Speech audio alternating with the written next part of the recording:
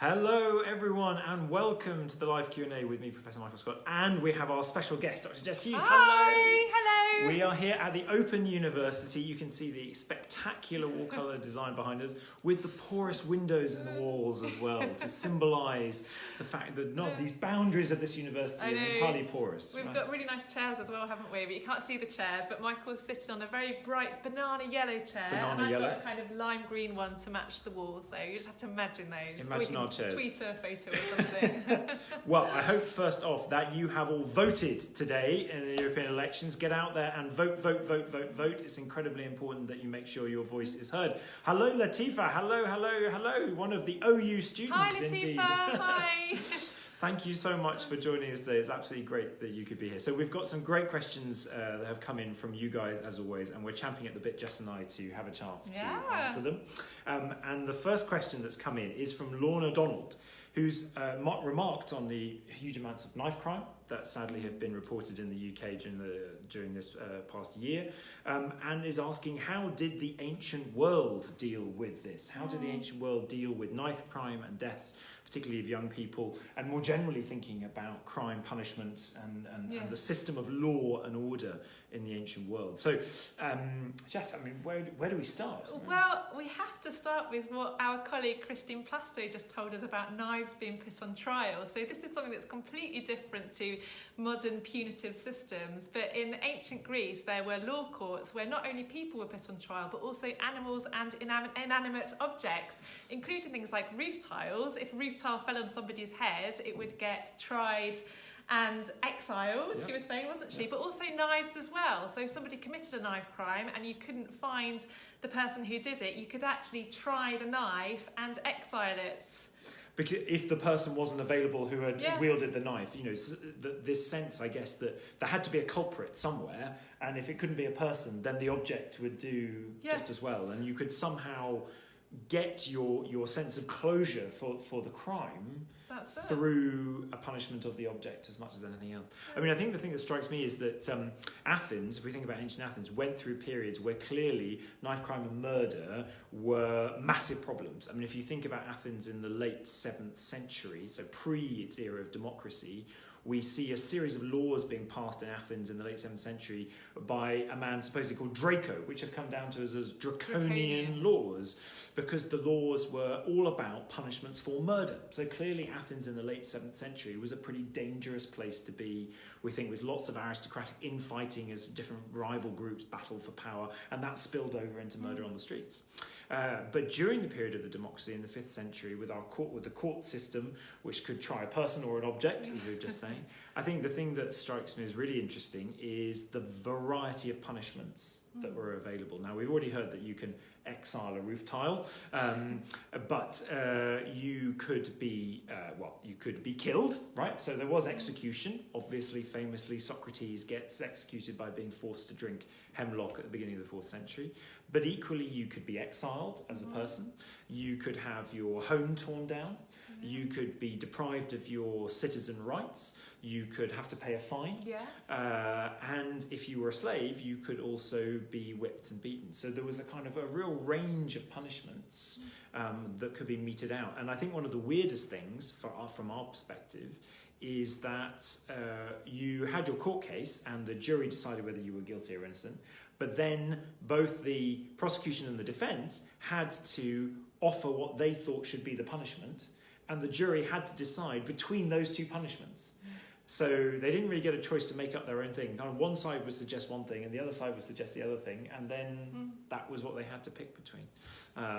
So thank you, Lorna Donald, for a great question. Thank you. And Latifa, hello, laughing at the roof tile. There was also the ritual. They put knives that were used in religious sacrifices on trial as well, and went through the ritual trial of the knife that had killed the sacrificial animal in order to expiate the city from any pollution that had come from killing an animal in honour of the gods, kind of thing. So it gets incredibly complicated and interesting going forward. We've got a question from Luke Clark, who's been asking about Rome. We're moving over to the Roman world, and asking about the new discoveries on the metro extension that they're building, Line C, isn't it? Yeah. Near the Colosseum, a lot of these things have been coming up. and particularly also the excavation of the Domus Aurea in the last couple of years. Yeah. And Luke's asking for our recommendation of the new archaeological site that Rome enthusiasts should definitely go to. Jess, what do you think? Well, it would be amazing to go and see some of these new discoveries at the Domus Aurea. I'm not sure you can actually go and visit them yet, can you? We've seen these photos coming out in the press of the amazing room with the vaulted ceiling, with all the paintings, the frescoes on. But I think there's still quite a lot of work to do on that, so you probably can't go just yet. If I'm allowed to go a bit further south, down into Campania, I would very much recommend... everyone's very happy to go further south in Italy. Well, it's the Amalfi Coast, so hopefully people will be going there anyway on their summer holidays. But in Positano, there is a stunning Roman villa that has been discovered recently, and that is open and visitable. And so you go to Positano, it's underneath the church of Santa Maria Assunta, and it's open from 9 in the morning till 9 in the evening, and it's fully wheelchair accessible, which is not always the case in Italy. So I think it's a really nice... I haven't actually been myself, I've been looking at the photos, but I hope to go very soon. So that would be my personal recommendation for ancient Rome enthusiasts. And definitely do this with an Aperol Spritz, possibly before or afterwards, or a Prosecco, or whatever takes your temple. Now, Linda Jane is joining us from Greece, like kind of where she is at the moment, and I hope you have your fix beer in hand, Linda. We've been talking over Twitter this week about the best kinds of beer that you could drink in Greece. Some people have been saying, yes, Mythos is their favourite. Some people, I can't believe it, have been saying Alpha beer. And I've been saying all the way through, fixed beer. Fixed beer is the only beer to drink in Greece. So, Linda, I hope you've got your fixed beer in hand as you listen to us. Your preferential drink while in Italy or in Greece? On the Amalfi Coast, it would have to be limoncello. Limoncello? Made from Amalfi lemons. Yeah. Very nice. Very cold? Yeah, from the freezer preferably. We make it at home and we keep it in the freezer. You have to be careful to tilt the bottle so it doesn't accidentally tip out, but that is a tip that I would give everyone. If you've got limoncello, keep it in the freezer, and it's absolutely lovely as a nightcap after a long evening of marking essays or reading about ancient Rome. Or indeed while you're marking the essays. We shouldn't say that kind of thing, should we? Chilled limoncello, there you go. Or Aperol Spritz, or fixed beer, or kind of dare one say you could have all of those. Not at the same time, but during the course of a good evening. Luke, just coming back to your question about the extension of the Metro Line C in Rome as well. One of the things that I think is brilliant about the new Metro Line with the stations that have opened already is that at San Giovanni metro station, they've done what you can see in the metro stops in Athens, and they've actually turned the metro station itself into a sort of archaeological museum. So they've put lots of the finds that they came across while excavating on permanent display within the metro stop, which I think is absolutely brilliant because it brings the past and the present together. And this was pioneered, I think, with the Athens metro when that opened in the early 2000s. Happens in Naples as well. Naples Metropolitano, they have it too. That is so. Who knew? Go to the metro stations to get your dosing of ancient world culture as well. Kind of there we go. Absolutely fantastic. And particularly at San Giovanni, they have peach stones that have been covered, 2,000-year-old peach stones that you can go and see. That some guy was eating, or some lady was eating these peaches once upon a time, chucking them away, having no idea that 2,000 years later they would be on display in the San Giovanni metro station. Jess, so I have a question for you. Okay. Now, right. So Jess is an expert, particularly in votives. Now, what do we mean by votives? We mean the things that are dedicated in sanctuaries in honour of the gods, and particular kinds of votives you specialise in. Yeah, so I wrote a book about anatomical votives, so votive body parts from Greece and Rome. But you can see votive body parts in churches today, so Catholic churches in Italy and Greece and Mexico and Brazil, Catholic countries, but also Greek Orthodox. You've got the little, tamata they're called, like little tiny body parts. But you find them in tens of thousands in the ancient world, and particularly in Italy, Hellenistic, 4th to 1st century BC Italy. And so, I wrote a book about those, and I compared anatomical votives from 4 different areas, so classical Greece, and then Italy, and then Gaul and Asia Minor, which is corresponds to parts of modern Turkey. And I looked at how conceptions of the body changed over time and space in antiquity, and then also thought a little bit about what we can learn about modern contemporary votives, and also contemporary art. A lot of contemporary artists draw on these as inspiration. So, talking about contemporary art, because we've been having a recent debate on the Facebook page about the Anthony Gormley body forms that have been put into and amongst the ancient ruins of Delos. Yeah. Now, part of his body forms apparently have been modelled. He's modelled a little bit on his own body as well as in response to the site. Now, it has to be said that the Facebook group, 22% or so were in favour of these things being on Delos, and the whacking, 78% thought it was an absolute terrible idea to mix the ancient and modern. Yeah. What would be your sort of sense? Oh, I love the mixture, and I think Anthony Gormley is fantastic. I actually met him a few years ago to interview him for our Open University Open Access Journal, Practitioners' Voices in Classical Reception Studies. Obviously, he hadn't been working on that particular ancient project, but he'd been working in the Hermitage Museum and put in, again, very, very modern body sculptures in with the classical collections. And I think it's so thought-provoking, his work, and I'm generally always in favour of mixing up the ancient and the modern, and it's one way that we keep ancient culture alive and constantly evolving. But Anthony Gormley, when you speak to him, he's incredibly thoughtful and really makes you think in a different way about the ancient sculptures that we love. So you can read that interview if you like. It's we could share the link on the Facebook page as well. We'll share that link as well to the interview with Anthony Gormley. Thank you all for your questions as well. Elizabeth was asking, saying hilariously, she can't wait for her body shape to come into fashion and to be replicated in a body form. I think a lot of us are sitting there hoping that to happen one day. And I have to ask this slightly cheeky question as well, because when you're dealing with your votives and particularly with the body parts that are coming in now from the ancient world, you go into museum collections of these and you see loads of feet and hands, but also you see enormous amounts of genitalia body parts as well. So my question is, how do you discuss this in an academic tone, and B, what was happening here, or what do we think was happening here in terms of all of these vary in their shape, form, kind of style. So are they supposed to be representations of actual individuals, or is it just down to the sculptors that were sculpting and creating them in different ways?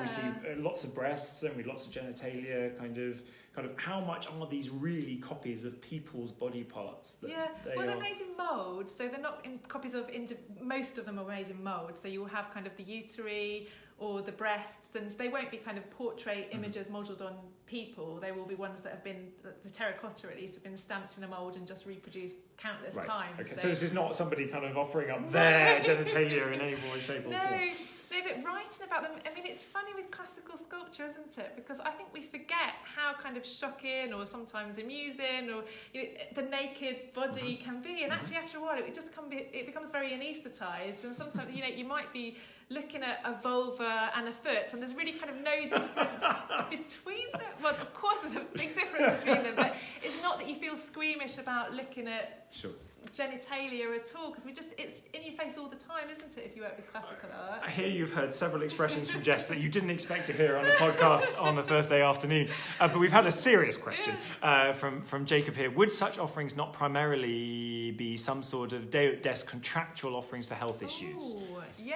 Yes, I think that's the way that they're normally interpreted. So we have this idea that many of the sanctuaries that they were dedicated in had maybe not the only function was healing, but one of their functions were as healing sanctuaries. Some of them are dedicated to the god Asclepius or to Hygeia. And yes, we think probably the vast majority of these were linked with health concerns, or perhaps fertility. If you get the wombs or the breasts, maybe that's something to do with breastfeeding. But I think there has also been a move in scholarship away from just automatically assuming that these things are for healing, and opening our minds and thinking, well, what other kind of things could they have been appropriated for, even if perhaps the person who was making them assumed that people would probably get them for healing and illness purposes. Well, if you were going on a journey, for instance, maybe you could buy a foot and dedicate that, or eyes. I think we've been talking about elucidus earlier today, haven't we? And I know that some people have seen the eyes as potentially, some of them, connected to mystic vision and the kind of knowledge that you would gain as an initiate. So I think we can't say for sure that every single one of them was about healing, but you're absolutely right. That is, likely to be, as it is today in modern Italian churches, where you get handwritten notes explaining often what the votive is about, and those are about things, bodily concerns, healing, accidents, wanting a child, wanting successful breastfeeding, that kind of thing. So I've just got this image in my head now of the ancient manufacturer of these things, who sort of, what did they put on their sort of business card, right? Yeah, I'm a manufacturer of terracotta body parts. Yeah, well, they probably made figurines and things as well, didn't? Yeah, or they maybe specialised. I don't know. The kind of Alexandra and Linda are particularly enjoying your in your face comment from earlier. Well done. Yes, you two. Which like genitalia in your face. You get anaesthetised to it after a while. These are the things, the burdens of the classical scholars going forward. Glees, we had a question from you, Glees. I know you're listening from Brazil. Thank you very much indeed for tuning in, as always. And we can jump to a kind of what's in the news moment, because isn't it fantastic, the news that's coming out of Brazil, that after the terrible fire that destroyed the museum in Rio, actually kind of as they're sifting through the rubble, they are finding remnants of so many more of the amazing objects that were once contained in that museum than they thought they were going to. So fingers crossed that we're going to get much more back of that museum that can go back on show eventually than we had hoped in the initial aftermath of the fire. So that's fantastic. But Glees, you had a question as well. If you could have a festival, holiday or celebration from ancient fun times back, which one would you choose, Jess? Which one would you choose? Oh, that's tricky. I think for me it would probably have to be one of the agricultural festivals, so something like the Vinalia, where you were celebrating the previous year's harvest or the next year's harvest, or one of the many festivals to do with grain or bread or foods. I think that it would be quite nice to maybe not resurrect those entirely, but to have something similar in our own society as well, where we have kind of lost that sense of seasonality and temporality, haven't we? And so getting back to the kind of seasons and to the cycle of the year. Okay. I think so. Well, I've been talking about the Eleusinian Mysteries today here at the OU as part of a research seminar, and I kind of got a fancy. I'd quite like to do the Eleusinian Mysteries. I would like to be initiated, I think, into the Eleusinian Mysteries. I think it would be scary. I've been talking about this as a highly emotional, terrorizing experience, but I would quite like to experience what was supposed to be an emotional journey from terror to wonder that left you with this changed, altered sense of being, and which kind of supposedly gave you a better life in the afterlife as well. So if that's all on offer and that's all promised, I'd definitely be like that. You would go for the Saturnalia, absolutely, as well. Yeah. Lupercalia as well, I think might be one I'd like to go for. Thesmophoria, if you're kind of fancying something more related to the agricultural cycle as well, that would be fantastic. Angela, were body part offerings always for positive requests, or were they ever used in a negative way in terms of, I presume you're thinking about cursing individuals? Oh, that is such a good question. And actually, when I mentioned that I looked at some of the Gallic material, and I do wonder whether some of those heads that you get in the Gallic deposits might actually carry on much older ancestral traditions from pre-Roman Gaul, where heads were actually deposited, real human heads, and of course in the Roman period then it's kind of terracotta model heads, but could there be some kind of continuity with a much more negative aspect? So that's a very good question. And we do know from cursing in ancient Greece, so from the 4th century BC onwards, curses, or at least the evidence for curses, really kind of mushrooms out. But we do get sort of voodoo, what look like voodoo dolls surviving, don't we, as well, that seem to have been associated with curses, and particularly kind of the where do curses crop up? They crop up in relation to law courts, but also in the thorny issue of love, when it's particularly you're kind of cursing or binding up another person's body part to suffer something, because they no longer love you, so they're not going to be able to love anyone else either if the curse comes true. So Glees, you go for the Saturnalia as well, okay. The Panathenea, another great choice, one. You'd be there with the robe for Athena. Perhaps you could go there to put the new peplos robe that was carried. There was a kind of a version of a ship that was part of the procession, I think, and then all the animals as well going up to the Acropolis. What about the Olympic Games as well? The 100 oxen that were sacrificed on the kind of height of the Olympic Games festival as well. If we could have one of those, that would be great for me. Right, so we going to take a quick break from questions and think about what's in the news. So biggest hoard of Roman coins of its kind ever been found in Britain. 3,000 copper alloy coins were found over in Lincolnshire, kind of thing. We've talked about Brazil National Museum. Isn't that absolutely fantastic that more stuff is being found? Parthenon's inner sanctum to be restored. So they have decided, obviously they've been restoring the Parthenon for quite some time in Athens, but they have now finally taken the decision that they are going to go ahead and restore the inner cella walls of the building as well. So that's kicking off with the long northern wall of the inner cella. So eventually, one day, when the Parthenon is restored and we might be able to go inside it kind of on a regular tour of the Acropolis, we might actually be able to get a real sense of what it was like to be kind of within the building itself, which is fabulous news. In the metro, NASA has kind of bought into Greek myth because they have said they're going to put a woman on the moon by 2024, and the mission to put a woman on the moon, a female astronaut on the moon, is being called Artemis. The new program, kind of a Moon 2024 mission is being named Artemis. They say, who was a sister to Apollo and goddess of the moon. Like, kind of, what do we think about this? Do you think this is does it feel like a good thing, or does it feel like a slightly patronising thing? I'm not quite sure which. I like it. Yeah, I like it. Do you know, we're remaking a course about mythology at the Open University. I really hope we get something in there about planets and names. And do you know, so there was an Open University team a couple of years ago who put a lander on the Philae lander on an instrument called Ptolemy. So there was the Egyptian connection there.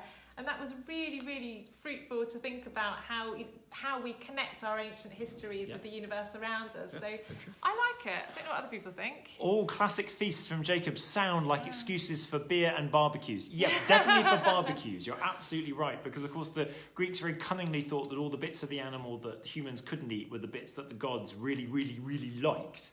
And that left the meat that the gods didn't like. But that was handy, wasn't it? Very handy. It's Aristophanes, I think, that says that the greatest after effect of a Greek religious festival was indigestion, because most people would only get meat actually from a religious festival. So kind of meat wouldn't be a usual part of the diet. It would be something that you were suddenly eating sort of intermittently and then in large quantities. So no wonder that it gave you indigestion. Subtle from Alexandra, thank you. Yeah, indeed. So we've got kind of Artemis, the female astronaut program from NASA.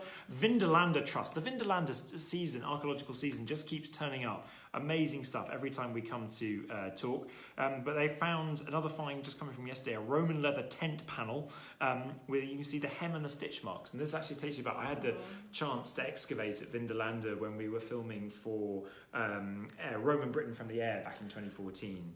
And we were there working on the site, and we found on the day when this wasn't set up at all. There's just so much stuff to find at Vindolanda that you can excavate for a short period of time and still find amazing stuff. And we found a folded leather tent panel. Wow. And when we opened it up, we found that it actually had a repair on it, where it had got a hole in it, and someone had actually bothered to repair it in antiquity with a patch over the top, and then eventually it had been kind of consigned to the ground. So kind of I feel the excitement of you finding the Roman leather tent panels. The National Geographic has been recreating the face of a man who lived in Switzerland around 700 AD and who gave himself the name Adelasius Ebalcus. Apparently this is kind of talking about he gave himself a very Roman name, despite the fact that the Roman Empire was kind of at its last gasps, and he clearly still wanted to be part of something that are coming from the past. Ancient Romans used molten iron to repair streets in Pompeii before Vesuvius erupted. Yes. I don't know whether you'd come across this one. Yes, I've heard about this because I think the principal investigator of that project is contributing to something that we're running from our centre. Okay. So that is very, very interesting. This idea that there were cracks in the pavements and they filled them in with molten, rather than replacing the whole thing, they did these kind of patchy... It's pothole repair time, like kind of just as, isn't it, the end of the kind of financial year when you suddenly see councils using up any money they've actually got, which they don't have much of at the moment, to kind of repair all the potholes. And this is the ancient Romans doing it in Pompeii, kind of in the best and cheapest and fastest way possible, which I think is absolutely fantastic. Bigfoot was there in Vindolanda. Linda, I'm not quite sure. I think you might have been drinking too much fixed beer. I'm not quite sure. The Bigfoot, the big shoe, right? Okay. Otherwise, kind of things are going all a bit kind of off. So we moved on from what's in the news to what's on. I've got a couple of things coming up at Warwick I wanted to say, and I know Jess has then got some things that she wants to mention in terms of the Open University.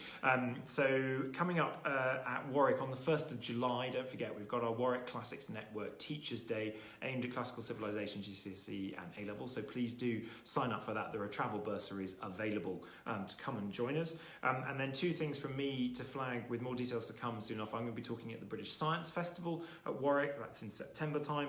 And then in October, I'm also going to be talking in Oxford at the Ashmolean Museum as part of an Ancient Myths Now and in the Future, which is all part of the Oxford Lido Festival. So details of that will come up on my website in due course, and hope to see some of you there. And Jess, take it away from the Open University. Yeah, well, it would be great to see some of you at our seminars about material religion. We've got one coming up in June, the 13th of June, which is by Dr. Camilla Norman, and it's about ritual ecology in southeast Italy. But we tend to have, like the one you've given today, we have a lunchtime seminar, lots of sandwiches and cakes and opportunities to chat to the speakers. So if you'd like to find out more about those, just visit our website, which is openmaterialreligion.org, and you can find the calendar and also other resources, like, for instance, the audio discussion that we recorded just now. It's been a very busy day. They have been working me hard at the Open University this morning. 10 o'clock this morning, you haven't had a break. Kind of, but it's been absolutely fantastic fun to work across some of the undergraduate modules that the Open University has been preparing, then give a research seminar to the group, and then, as you say, we've done a podcast thinking about walls and boundaries in the ancient Greek and Roman world. That's it. And so we were comparing walls and boundaries in ancient sacred spaces with some more contemporary walls, like the Vietnam Veterans Memorial we spoke about, and some of the objects and offerings that are left there. And no, it was great. So hopefully that will be edited and up perhaps next week on the website, so you can listen to Michael. And we can share the link on the Facebook page. Yeah, that would be great. Fantastic. No, it would be great fun. And then I had to flag with you, so sometimes we do this when people flag a book that they're particularly interested or excited about that's come out that's really caught their attention. And I just thought, as a title, in academic books, this is a Cambridge University Press book, but it has the title, The Single Life in the Roman and Later Roman Worlds. So this is an edited volume by Sabine Hübner and Christian Leys, and I think this is an absolutely hilariously great volume to dip in and out of. Well done, CUP, for shining a light on a question, an aspect of the ancient world that I guess we wouldn't think about really most normally. Do you have a book that you'd like to flag up? I'm putting Jess completely on the spot here. Oh gosh, does it have to be a classics book? No. Any book you're interested in. I will say I'm reading at the moment The Christian Parthenon. Have you read that one about Anthony? It's by Anthony Caldelis. I hope I've got the name right, but it's about the post-classical history of the Parthenon, and it's absolutely fascinating. I'm only about a third of the way through, but he's arguing that we completely overestimate the importance of the Parthenon in antiquity. But then he's looking at the period between, say, the 6th and the 11th century, and showing how it, as a centre of pilgrimage, that's when it became really, really important, when it was dedicated to the Theotokos and it became a Christian church. So it's just eye-opening, that book. So I'm looking forward to finishing that. Really focusing on our mind on the period of time between the ancient world and now, and how much that has created. That's a Cambridge University Press book as well. Cambridge University Press. Yeah, doing well. Knocking it out of the park this week. Well done. 2 big thumbs up from Jess and I. Okay, so we've got a couple more questions that we wanted to get back to. Latifa, we've got a question coming from you relating to communal toilets at Nero's palace. This is a very highbrow Q&A, I think we can agree. We're keeping the level very, very highbrow. Jess particularly said she wanted to talk to this question. Did the Romans, coming from Latifa, did the Romans share the stick and sponge that they used to clean themselves after going to the communal loo, or did they bring along their own? And if so, how would they have transported them? Would there have been a sort of little sack that they carried their stick and sponge in? Or perhaps, Latifa, I love your imagination here, or a place to purchase a stick and sponge, specially for cleansing afterwards? Jess, it's over to you to... we haven't got Caroline Lawrence here, who is she is the world authority on sticks and sponges. I'm body parts, really, but I'll have a stab at answering this, because I think they actually did share them, I'm afraid. And after having used them, they washed them, dipped them in vinegar, and then left them for the next person. So, yeah. There we go. A shared communal sponge, but at least you got to disinfect it somewhat. Yes. Which I guess kind of means that everyone would have been walking around smelling slightly of vinegar as well, if they weren't already, from all the stuff that they were eating in the garden. There we go. Well, it's a whole new angle that we hope to give you here on the Q&A each week. So thank you, Jess, for taking that one on. They're challenging the question. We've had one more question come in. That was for both of us. Helen Joy Kirk asked, she's been fascinated by the bookshelves in the backgrounds of different Q&A videos that we've done over the week from different locations. And she's asking about, how do you organise your working space How do you like to organise your working space? What do you like to have around you? What's absolutely crucial to have around you when you're doing your best and most deep kind of academic thinking, etc.? Yeah. Do you have things that you need to have? Well, I am actually a real Marie Kondo fan, so I'm very minimalist, and I've thrown away a lot of my old papers, and so all I have is my desk, my big screen. I've got a little ceramic pot with some pebbles that I've collected from beaches that I've visited, so it's very minimalist. Wow.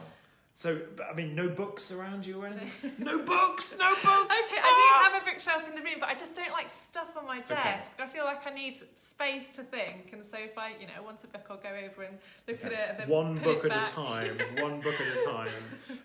This reminds me of the very first TV contributor, expert contributor interview I did, which was for a History Channel programme back in 2008. And they turned up to film at the office and they said, we just need to film some introductory sequence, to situate you before we do the interview. And so we'd like you working at your desk. And I said, oh, fine. They said, do you mind if we just kind of reorganise slightly your desk? And so what they then proceeded to do is to take away every single piece of technology, leave me with one dim hanging light bulb, the ancient Greek dictionary, and a pencil. And this was their impression, kind of the History Channel idealised view of the academic. Of what a classicist, doesn't need any technology, heaven forbid, not even a pen, go back to pencil, just one light and an ancient text as they sit there in isolation from the rest of the world. It's not like that. And I have to say, I would love to be able to emulate your kind of minimalist approach to things, but I like stuff around me. I like mementos, so mementos and photos are important for me to have around. But on your desk? Yeah, on the desk as well. I like being able to see little things that remind me, sort of take my mind away. Books, I love being surrounded by books of kind of any kind. For me, though, the other crucial thing is light and a window. I need to be able to kind of look out and look long distance and have a bit of natural light coming in. It's good for your eyes as well, isn't it, to change your focus every now and again. Yeah. So there you go, kind of, Hamza. You've heard our secrets of how we like to work and what we like to be surrounded by. Thank you very much indeed. Our time is up. Jess, that was so much fun. Thank you everyone for your questions. Thank you, Jess, for joining us. It's been an absolute pleasure to be here for the day at the Open University. And we will post all the links to the different things that we've been working on today and links to upcoming Open University talks as well as to the talks that we've been talking about. And we will see you next time. It, again, will have to be, I'm afraid, in 2 weeks' time because of exams at the University of Warwick. Our poor undergraduates are all sitting exams and I need to invigilate them this time next week. So 2 weeks' time, Thursday, which is the 6th of June, 4 o'clock, as always, UK time, and we look forward very much to seeing you all there. In the meantime, have a very, very lovely bank holiday weekend. Do vote. Don't forget to vote in the European elections, absolutely. And in the meantime, obviously, over the next 2 weeks, keep sending in your questions to us via the Facebook page, facebook.com/Michael Scott Academic, or via email to michaelscottacademic@gmail.com, because it really is your questions that make these sessions so much fun. So we'll see you in 2 weeks, and until then, have a great time. Jess, thank you once again. Thank you so much for inviting me. Thank you very much. Take care, guys. Bye.